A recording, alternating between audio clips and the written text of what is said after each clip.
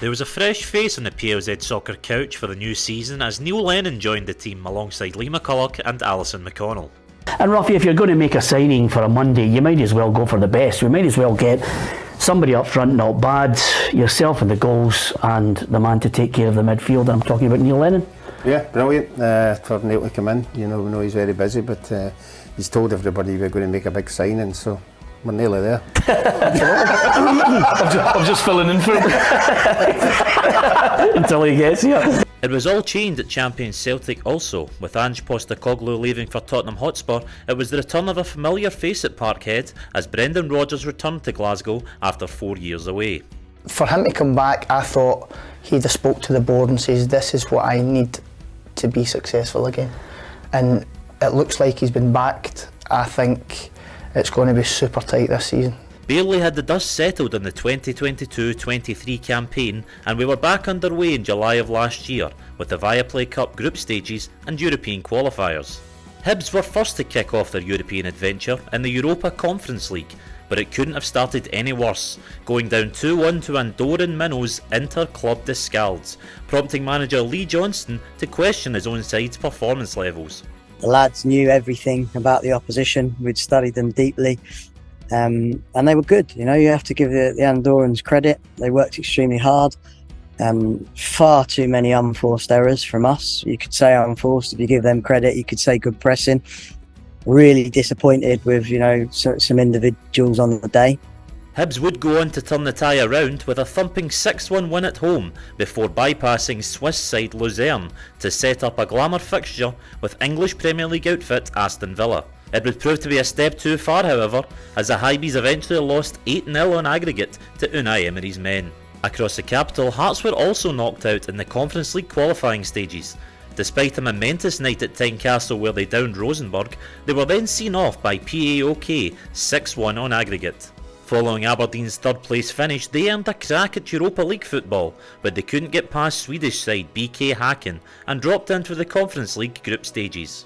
While Celtic had direct entry into the Champions League, Rangers had two ties to try and navigate. They squeezed past Servette 3-2 on aggregate, but were humbled in the Netherlands, eventually losing 7-3 on aggregate to PSV Eindhoven, meaning they dropped into the Europa League. Celtic kicked off the league campaign with a 4-2 win over Ross County on Flag Day, as Brendan Rodgers made his return to the dugout. Rivals Rangers had differing fortunes, however, as they suffered a shock 1-0 loss away to Kilmarnock, with manager Michael Beale admitting it was far from the start they wanted. Yeah, you're right, not the start that we wanted at all. We had good control in the game for large parts. We obviously had the most, or the lion's share of possession. I thought Kilmarnock defended extremely well throughout the game. Lots of people in and around their box, and we had a couple of moments at the end of the first half where I think we need to come away with a goal. In the game we had 18 shots, but I can't remember their goalkeeper being troubled enough. So in a game like today, where it's stuffy and you're struggling to create clear-cut chances, you can't concede a goal like we did. I think we all know that. So it's bitterly disappointing. We can't do anything about it right now. It's disappointing for the players, staff, but ultimately the fans who have been excited in the summer. So there's a bit of realism in the air with that result, and certainly a lot of work to do moving forwards, but we bounce back on Wednesday. It would be a sign of things to come for Derek McInnes's men though, as they embarked on what would be an impressive campaign. One of the first things we had to try and demonstrate was an ability and a personality and a confidence to beat Rangers and Celtic this season, because we beat every team in the Premier League last year except them. So you need to do so much right to beat them. We hadn't even made it out of August before our first managerial casualty of the season in the form of Lee Johnstone after Hibs lost their opening 3 league games. A 3-2 home defeat to Livingston was the final straw for the Hibs board. Disappointed because, do you know what I mean? I love it here and I believe in us. But at the same time, I've experienced before in my career, you know, you do. And I think it's magnified by the fact that it's 3 games into the season. You know, that's key. Nobody wants to be 0 for 3. And all I'd ask is I'd just say, look, you know, we are working extremely hard here, and we will turn it. You know, the season, the league settles down. You know, when it becomes week to week, And I just hope that when we do turn it around, because we will, that those fans sort of accept that, if you know what I mean, and then sort of come back on side with us. That's all I ask. I think it was just a matter of time for Lee at the minute. I think that the start of the season, they've not kept a clean sheet the first 9 games. That's not good enough. They're scoring goals at home. He kept coming out after interviews and saying we've got goals in us, we've got goals in us. It doesn't matter if you're conceding 3 goals at home, which they have done the first 2 home league games. Lost 3-2. He's been well backed. He's had 3 transfer windows. I always feel a manager deserves to get at least 2. Neil will know that. You want to get your own players in, you want to get players out. He's in his 3rd transfer window now. Signed a lot of players. He's still playing the guts of the team that got Jack Ross the sack and got Sean Maloney the sack. He's brought players in that he doesn't think are any better than the ones that are there. That's why they're still playing. So, listen, I think it was a right call for Hibs. I think the supporters, as Ruffy said, they're voicing the displeasure at the end of the game as well. So I think it's a right call, and the next appointment's pretty big. I think they've got the last 2 wrong in terms of recruitment. The next one's big because they have invested a lot of money in the team and the squad, and they can't afford to get the next one wrong. The first Old Firm meeting of the season came just days into September, and it was Celtic who took home the spoils at Ibrox, with Hyogo Furuhashi netting the only goal. And I understand it when the results have been the last 2. I understand the frustration from the fans. It's with the shirt. It's not just here at Rangers, it's anywhere. It's a derby. It's a game where there's a lot of emotion involved in it, and the fans expect their team to get a result, and we didn't. So that's par for the course. In terms of pressure, you're always under pressure in this job. You're only ever a couple of results not going your way to feel that, but the most pressures that we put on ourselves, and so we've fallen short of that today because I expected and wanted us to get a result. Hearts started the season with a management duo of Stephen Naismith and Frankie McAvoy, before the latter would move into an assistant role later in the month. It was not until the end of September until Aberdeen managed to secure their first league win with a 4-0 victory over Ross County. I think a lot of people get carried away when you are playing games, you don't win them, you've missed some of these chances, and it makes it look like, oh well, we're not playing well, but we are. It's just that when the goals go in, everybody's got a different perception. So listen, we're not get carried away. We win a game at home, and that's a really good side, and we need to go and perform again on Wednesday. So Hibs wouldn't have to wait long for their managerial role to be filled, with an appointment coming from the other side of the globe. Hibernian have announced a new head coach this morning. It will be Nick Montgomery from the Australian side Central Coast Mariners. He signed a 3-year contract, and he wants to bring a new identity to this Hibernian side, and that all starts this Saturday against Kilmarnock. I'll try to bring a new identity to the club, and that's not easy to do, but I think with hard work on the training ground and the buy-in from the staff, the players and the fans and the community, I really want to push this club forward and just bring a real work ethic and good style of play that people will come and enjoy to watch. When it came time for the group stages, there were mixed results for the 3 Scottish sides still standing. Celtic were drawn in a Champions League group alongside Atletico Madrid, Feyenoord and Lazio, picking up 4 points and ultimately would go on to finish bottom. Rangers meanwhile topped their Europa League group containing Real Betis, Sparta Prague and Aris Limassol. Aberdeen opened up their Conference League group fixtures with an away day to Eintracht Frankfurt, but their fans were not in optimistic mood given their start to the league campaign. It's been a terrible start since he got the permanent job, but I hope he can turn it around, but I don't have faith. What are your thoughts on tonight's game? Confident or just here for the jolly? I'm here for the jolly, but he's happy if we got a goal. They would go on to finish third in their group, also containing HJK Helsinki and Hearts conquerors PAOK. However, they did end with a famous 2-0 home win to the German giants Frankfurt. I think Scottish football should see that, and I know we've got stick, people have given us some stick, and rightly so at times, but it's no easy fighting on 3 fronts, and I think we've done it really well. We've had to come off the back of Europe and have 4 away games as well. We had to go 7 out of 8 games away from home as well. And performing like that, it's the emotion it takes out of you, these games. But I think we scored 10 goals in Europe. That is not easy to do against that quality of opposition. So for me, I'm just really proud of the players for performing the way they've performed. And that's as good a result as Aberdeen's had here for a long, long time. Following a 3-1 loss at home to Aberdeen, the pressure was building on boss Michael Beale as the Light Blues fell 7 points behind Celtic in the table.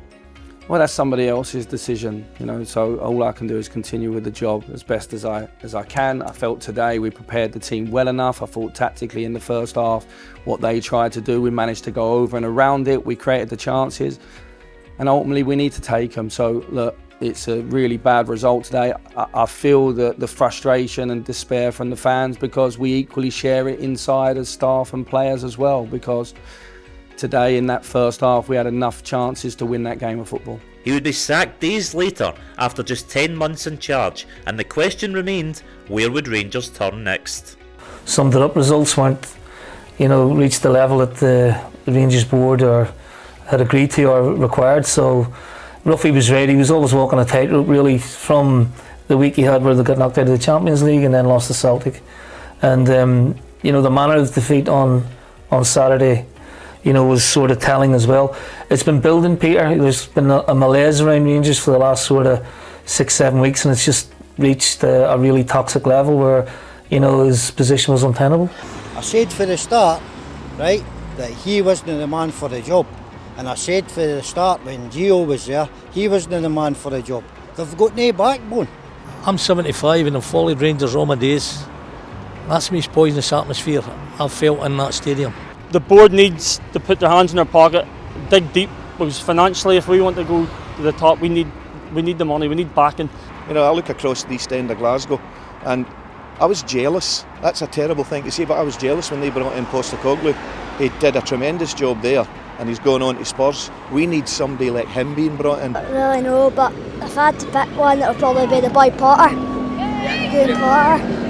The Ibrox outfit would find a new manager in the former Belgian Philippe Clement, but he was quick to tell fans there was not going to be a magical turnaround in fortunes.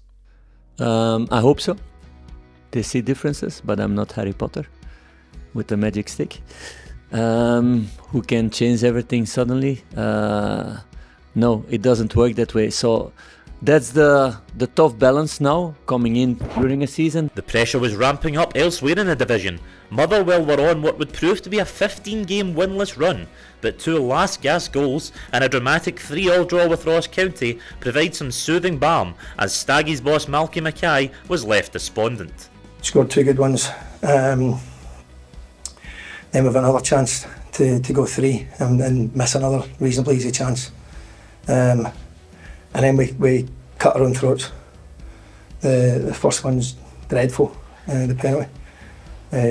We run a free kick wide right, and within 5 seconds they've got a penalty at their end, so really poor as far as we were concerned with that one. Second one's even worse, where our player proceeds to smash the ball off another player and it goes to the boy and he puts the ball in the net, and you're giving them a lifeline. He wasn't the only manager not happy with his side's showing. St Johnstone boss Stephen McLean didn't hold back, following a 4-0 loss away to St Mirren. Goals we lose are unacceptable, the basics of football, and then the second half we just imploded. It looked like a couple of players chucked it. It's my responsibility, but I'm lucky some of the players will play for me again. I just thought, it's not happening under my watch, so whether I need to play young boys, I thought it was really, really poor. This would prove to be McLean's last press conference. He would be replaced later that week by a familiar face in Scottish football as Craig Levein rocked up in Perth to steady the ship. Pleasantly surprised by the quality, the energy of the team. Obviously we know there's experience in there. When Jeff called me, it was it was quite a easy decision, bearing in mind, as I say, I know Jeff for quite a while and I respect him. And the fact that the team, there's possibilities there, I think that's important. Ross County followed St Johnstone's lead and making a change in the dugout as Malky Mackay left the club and in came Derek Adams for his third spell in Dingwall. Rangers and Aberdeen met in the first final of the season after they overcame Hearts and Hibs in the Viaplay Cup semis. It would be the Light Blues who lifted the first silverware of the campaign with a 1-0 win at Hampden. James Tavernier's back post volley was enough to split the teams as Philippe Clement looked to build on early season success. But it was a result that prompted Barry Robson to claim his side had no right to compete with Rangers. I believe in that. I think if you feel this, it creates a certain hunger for more.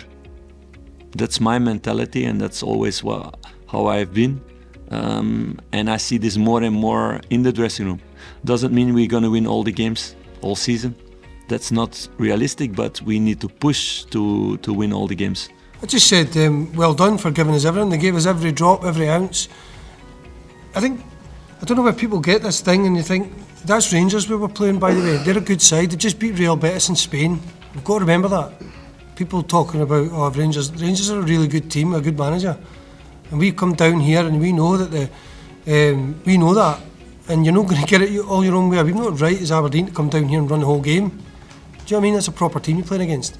So, for me, we had a go, and I'm just frustrated for the fans that we couldn't get that ball over the line today. Hearts, meanwhile, would end 2023 on top in Edinburgh with a dramatic victory at Easter Road against Hibs, as Lawrence Shankland scored a stunning 93rd minute winner. The traditional turn of the year Old Firm derby would once again go in Celtic's favour, as goals from Paolo Bernardo and Kyogo saw them run out 2-1 winners. St Mirren, Kilmarnock and Dundee were sitting pretty in the Premiership table, despite the Dens Park outfit already having 2 fixtures postponed, an issue that would crop up again in the second half of the campaign. Livingston, meanwhile, remained rooted to the bottom, with the Championship relegation trapdoor looming. Into 2024, and Barry Robson was sacked at the end of January and would sensationally be replaced by veteran Neil Warnock. One of those ones where you can look at it and think, oh, he's too old, or is he just coming in for a short term? But that's the whole point, he is just coming in for short term. And Aberdeen have tried, they've had this thing in their head that they want to have these young, untried, they're going to discover a gem of a manager and everything's going to be built from there.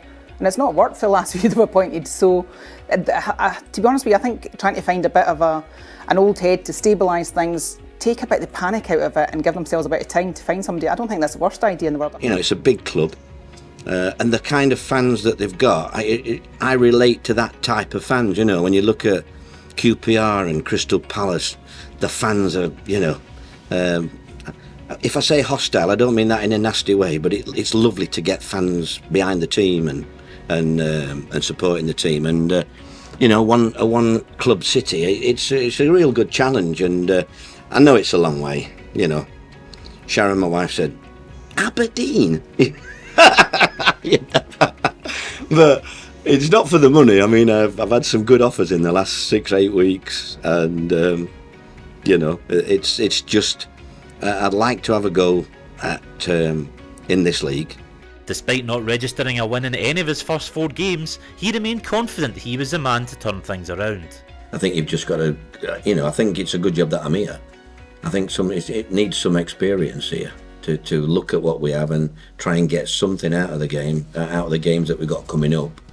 And that's what I'm going to do. I'm going to try and get more out of what I've got.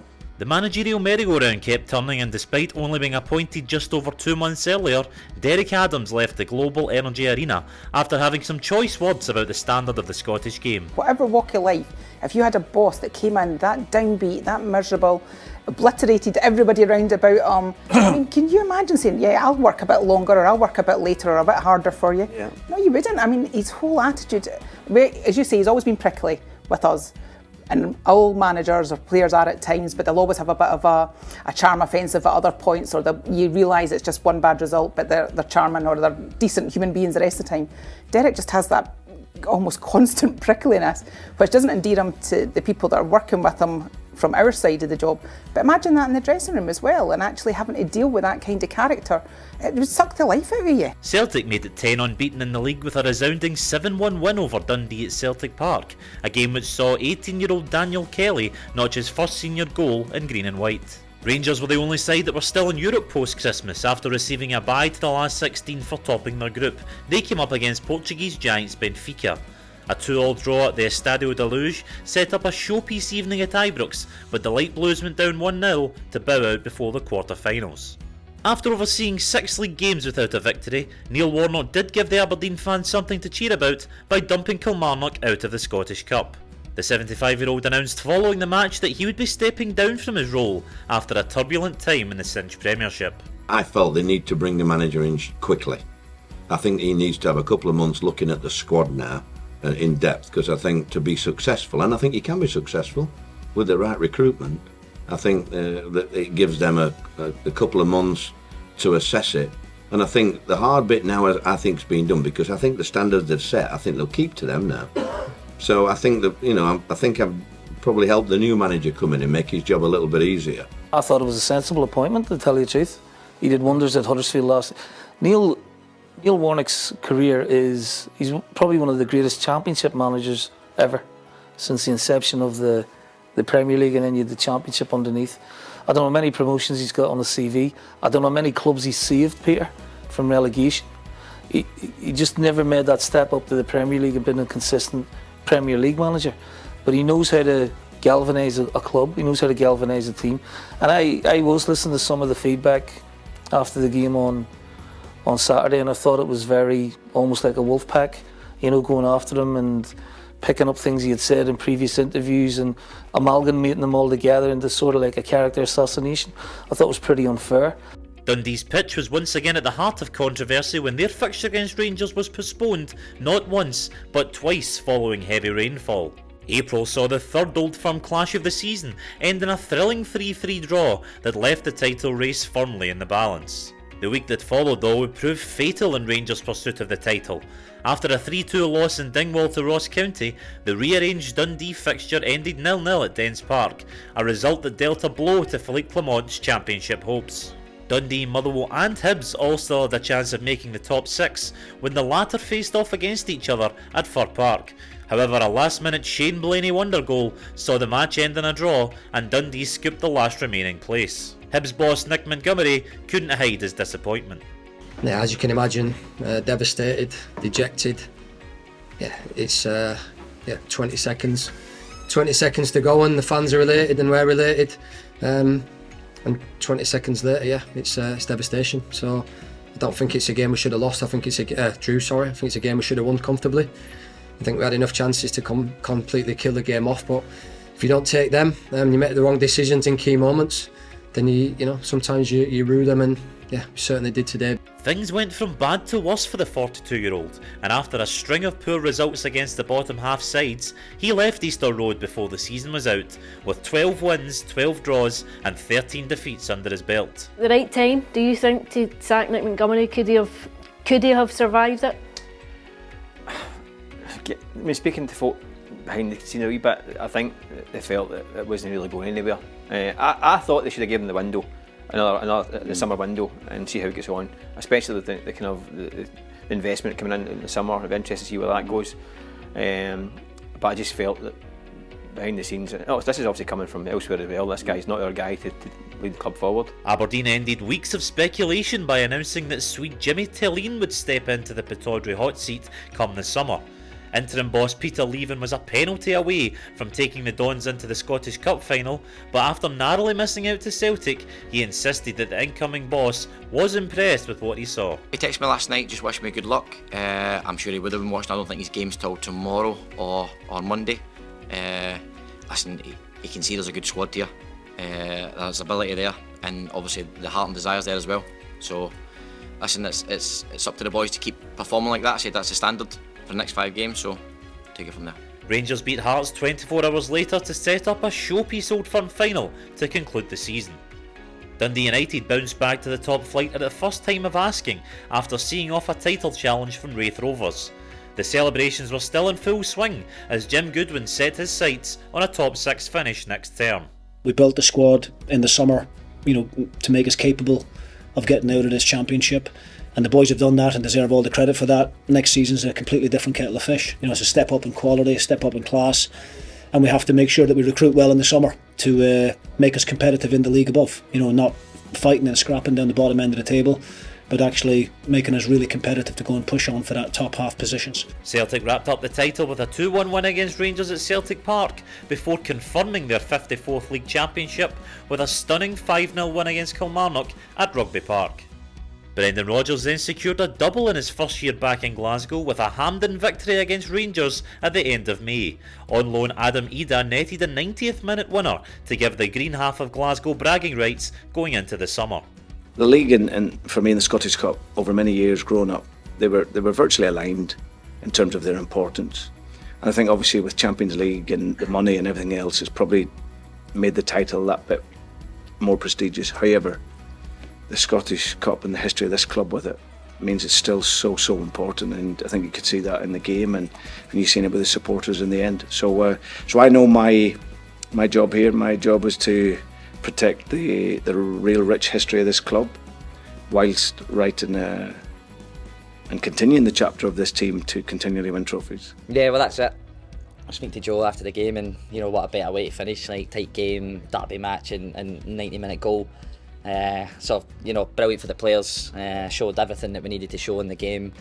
Probably not massive quality within the game, but you get the job done by being together, and that's been our message all season: is resilience, being together, working for each other, and that can carry a long way in football. St Johnstone escaped the relegation playoff place on goal difference as Ross County geared up to play Championship high flyers Wraith. Ian Murray's side came up short, however, and remained in the second division after a 6-1 aggregate loss to the Staggies, as the curtain finally came down on another thrilling campaign in the Scottish top flight.